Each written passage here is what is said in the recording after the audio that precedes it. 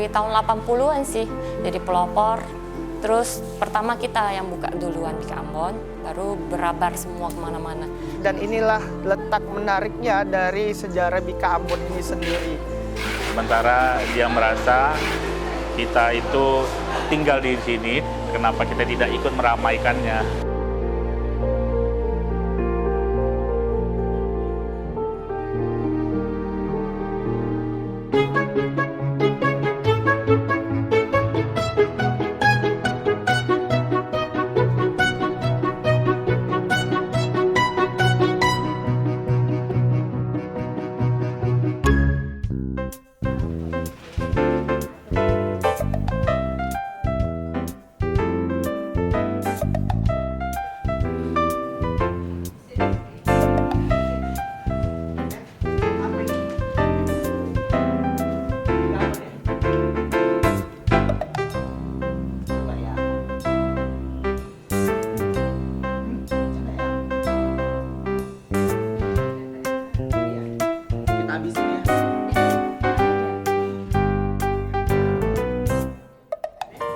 Kenapa ya namanya Bika Ambon?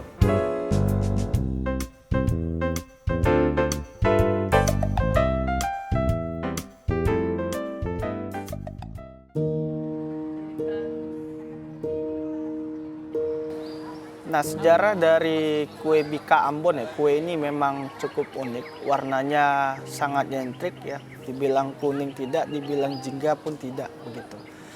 Nah, keunikan dari kue ini sesuai dengan keunikan dari sejarah dan misteri yang tersimpan ya. Bahkan kita juga bertanya-tanya bagaimana kemudian kue yang sangat lembut dan sangat enak ini kemudian sampai ke Medan gitu.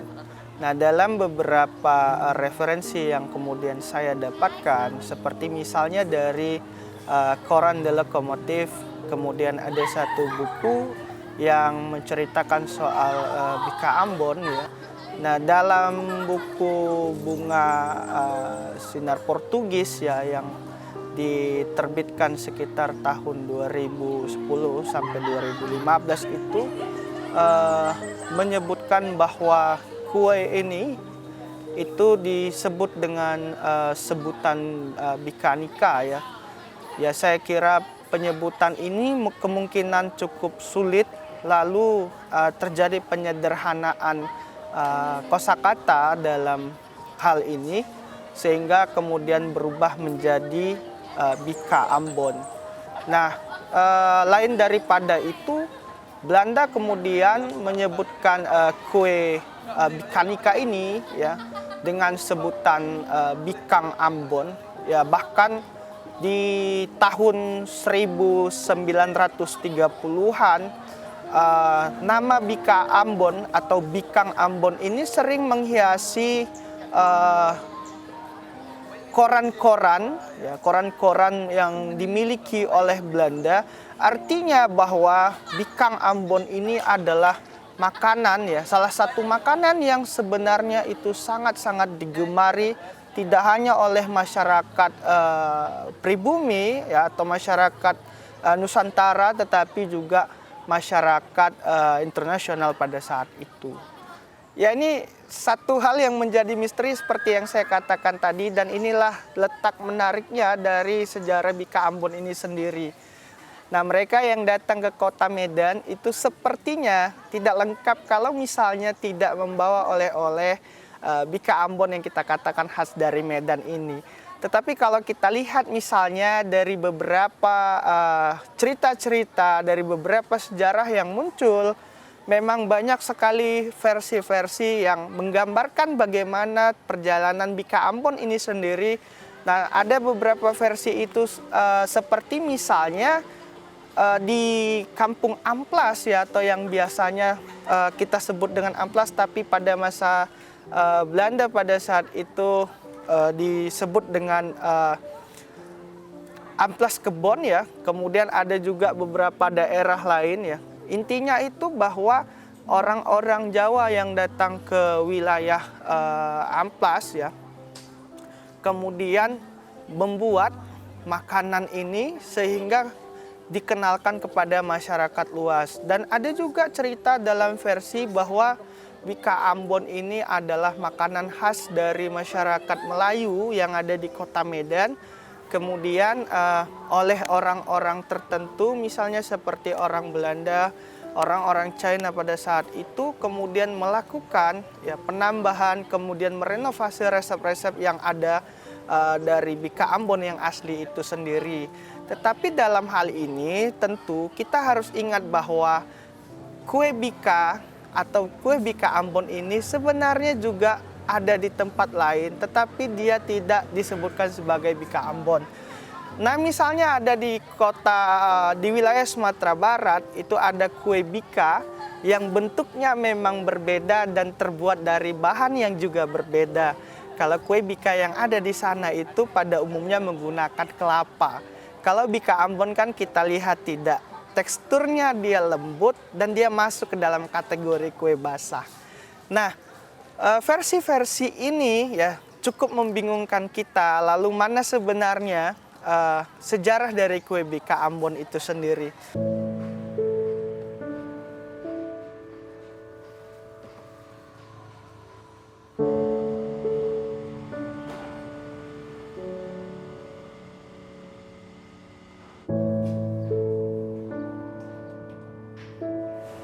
Saya Natalia sebagai pengurus di toko Bika Ambon Ati.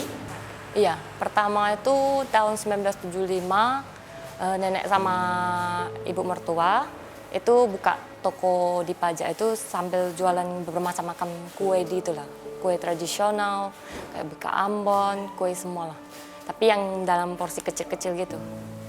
Terus dari tahun 75 sampai tahun-tahun berikutnya banyak yang pesan-pesan gitu satu loyang Bika Ambon. Jadinya kita terima dan banyak orderan gitu. Sampai buka toko inilah. Dari tahun 80-an sih. Dari sejak buka toko inilah jadi pelopor. Terus pertama kita yang buka duluan Bika Ambon, baru berabar semua kemana-mana. Sampai tahun 2000-an gitu jadi banyak toko-toko yang buat Bika Ambon sampai sekarang. Tapi udah banyak sih yang nggak buka.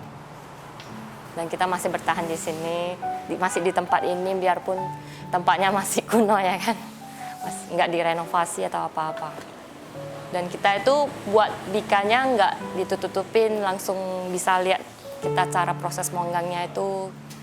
Jadi nggak ada disekat-sekat. Toko ini dari tahun 1980. Dimulai dari nenek dan mertua sebagai ownernya. Makanya dipanggil jadi namanya Ati. Dan Ati itu ada singkatannya. Namanya Aku Tetap Ingat. Jadi sampai sekarang namanya jadi Bika Ambon Ati.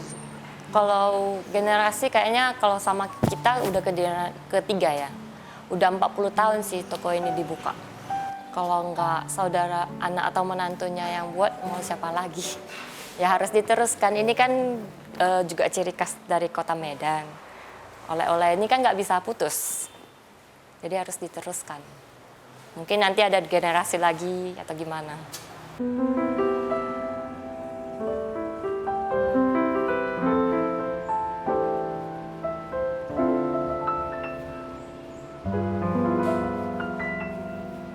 Saya adalah Rifat, salah satu anak dari almarhum ibu saya, pemilik toko Zulaika Bika Ambon atau pusat jajanan oleh-oleh Bika Zulaika.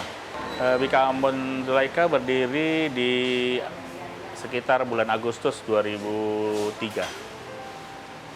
Sejarah berdirinya, ibu saya pensiunan dari asisten apoteker dari salah satu perusahaan BUMN yang bergerak di bidang farmasi, termasuk BUMN yang terbesar di Indonesia. 2 tahun setelah pensiun, dia berinisiatif ingin membuka atau menjual Bika Ambon Bika Ambon yang kebetulan di daerah jalan rumah kita ini, ya kebetulan rumah kita di Jalan Mojopahit nomor 62, banyak ramai yang menjual Bika Ambon. Yang memotivasi dia itu setiap hari raya Jalan Mojopahit ini macet akan pembeli Bika Ambon. Sementara dia merasa kita itu tinggal di sini, di Jalan Mojopahit, kok bukan kita yang menjual, kenapa kita tidak ikut meramaikannya, begitu. Itulah awalnya ibu saya ingin membuka Bika Ambon Zulaika ini. Ya, pada dasarnya ibu-ibu pasti membuat kue, apalagi Lebaran. Dan kami, kakak beradik, dulu adalah asisten nenek kami untuk kalau Lebaran bikin kue, asisten. Jadi yang ngocok telur, dulu nggak begitu sering pakai mixer. Walaupun ada mixer, orang zaman dulu suka nggak mau menggunakan mixer karena sayang barangnya mahal, padahal menghemat, dipakai tangan. Jadi terus juga ibu saya karena ya biasa di orang kita Indonesia juga Lebaran bikin kue, ya pasti punya ini ya skill untuk bikin kue. Namun dari resepnya Bika Ambon ini ada yang di formula ibu saya supaya sesuai ya, supaya juga pembeli cocok dengan seleranya pembeli, disesuaikan dengan seleranya pembeli dari masukan-masukan pembeli juga. Jadi dapatlah formula yang sekarang ini yang kami jual.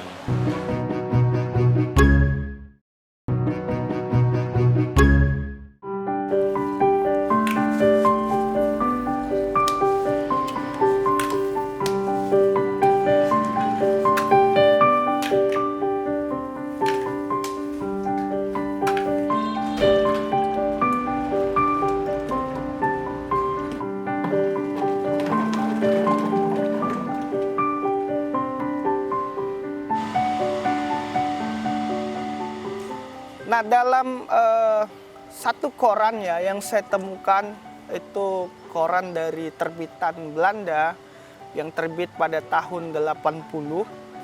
Itu mereka mengatakan bahwa kue-kue atau masakan Nusantara setelah tahun 50-an ya, diawali tahun 30-an, kemudian tahun 50-an itu kemudian mulai meredup. Nah, kenapa bisa meredup? Karena masakan-masakan Nusantara termasuk kue Bika Ambon ini sendiri juga kemudian dimodifikasi rasanya oleh orang-orang tertentu. Ya, tujuannya adalah untuk menyesuaikan lidah dan cita rasa dari orang-orang yang memakannya. Masakan Nusantara dan kue-kue tradisional ini itu kemudian dijual baik itu di warung-warung kecil sampai kepada tingkat restoran. Tidak hanya di Indonesia sendiri, termasuk juga di luar negeri, salah satunya di Belanda.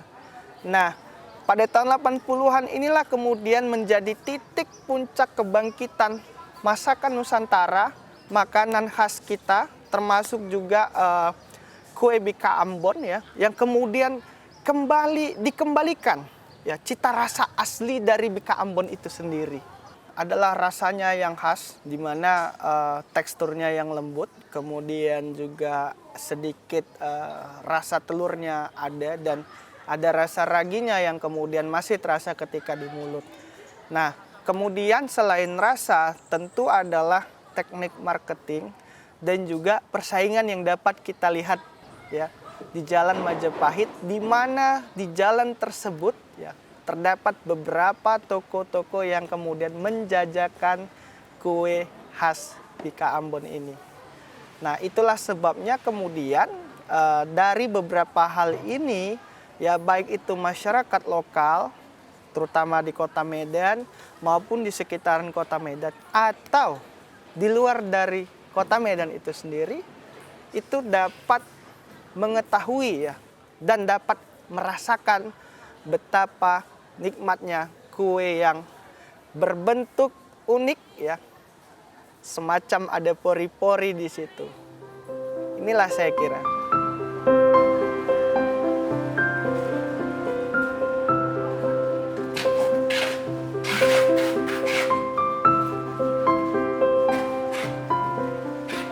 Dari 2005 itu sudah punya rasa original, rasa pandan keju. Jadi dikasih topping keju ya di atasnya. Pandan juga begitu, ada pandan di atas toppingnya dikasih keju. Karena ada juga rasa coklat, ada mocha, ada juga rasa durian, dan ada juga durian keju yang dikasih topping keju duriannya begitu. Dan juga kita menyediakan bolu gulung. Karena juga di Medan juga famous juga tentang bolu gulung. Kami menyediakan bolu gulung kami ada yang agak modern, bolu gulung crunchy, ova maltin, tiramisu, ya ada juga nanas keju, ada mocha keju, dan juga kita juga ada menyiapkan roti manis, roti tawar. Juga ada jajanan pasar, terus ada kopi sidikalang, dan snack-snack kerupuk-kerupuk yang ciri khas Medan juga, seperti kue murku. Ini juga kayaknya khas Medan juga, kue murku ini, karena identik dengan India Medan. Boomingnya memang di 2005 sampai 2012. Sampai 2013 oke. Tapi semenjak 2013, 25 Juli ya, kalau nggak salah, itu Bandara Kuala Namu dibuka. Dan di bulan Agustusnya di 2013 tersebut, penurunan atas penjualan itu signifikan. Karena mungkin pelanggan kita yang dari luar kota, itu apalagi yang dari Tanjung Merawah sampai ke Rantau Prapat itu, tidak lagi ke Medan, dia sudah langsung ke Kuala Namu kalau naik pesawat terbang. Jadi terjadi penurunan penjualan sampai saat ini.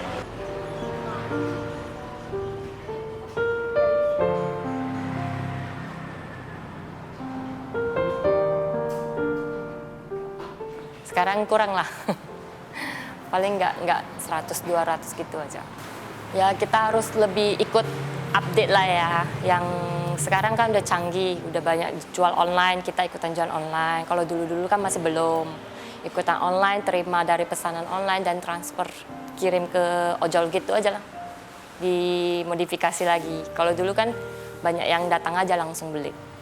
Ya tetap dengan cita rasa kita, terus update juga loh penjualan kita, lebih ikut tren gitulah.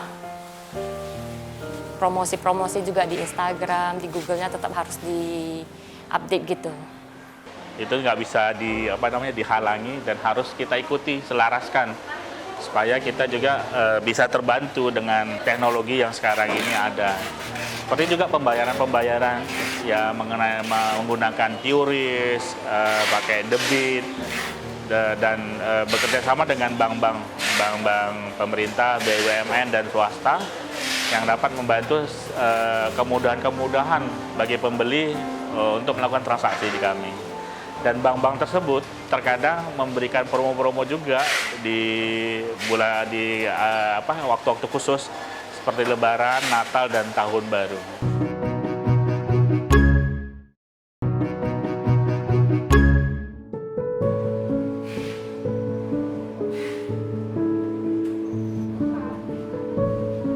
Iya, alhamdulillah. Ya memang itu memang berkah dan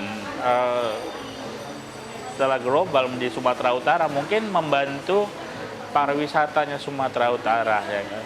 Juga dunia kulinernya Sumatera Utara. Begitu. Jadi ada ragam-ragamnya di Sumatera Utara ini, jadi penarik para wisata saya rasa untuk Sumatera Utara. Mungkin karena ini ibu saya dan mungkin ini ikon Medan juga, ikon Medan, ciri khas Medan, dan banyak yang ikut menawarkan untuk buka di luar daerah dari Sumatera Utara. Kita belum karena ini memang ciri khasnya Sumatera Utara. Kalau Bika Ambonnya tetap pastilah nggak boleh diubah, ya kan? Itu kan menu utamanya di sini. Kalau mau kue-kue lainnya pastinya kita ada tambahin menu-menu baru biar customer juga bisa milih-milih menu yang lain juga. Dari luar kota kalau mau harap dari orang Medan sih kurasa makannya cuma dikit-dikit doang ya kan. Banyakan sih dari yang luar kota, luar negeri beli oleh-oleh. ada Malaysia, Singapura, ada juga dari Medan itu bawa ke keluarganya ke Amerika, Australia, Hong Kong gitu. Karena ini kalau banyak yang artis-artis atau yang luar negeri datang gitu kan, orang itu tetap foto-foto di sini, biarpun nampak jelek ya kan, tapi masih tetap kayak monumen kuno gitu ya. Jadi bangunannya tetap masih jadul. Dan kita kan langsung fresh from oven juga nampak. Jadi nggak ada diganti-ganti.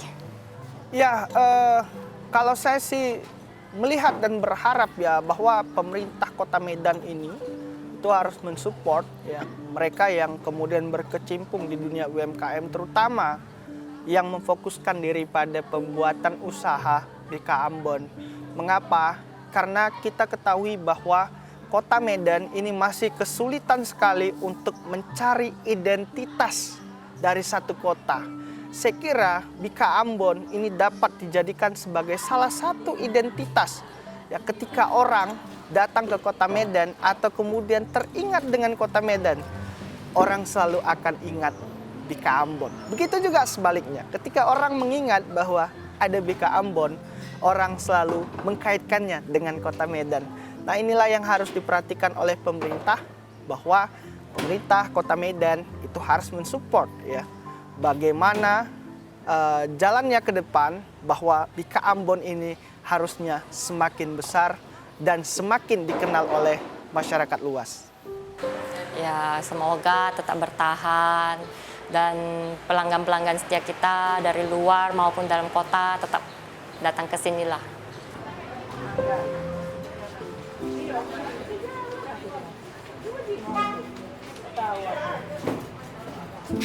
Kepada seluruh penonton Dai TV, datanglah ke Medan dan Sumatera Utara, banyak yang bisa dinikmati dan kulinernya pasti berkesan dari segala makanan yang ada di Medan dan Sumatera Utara.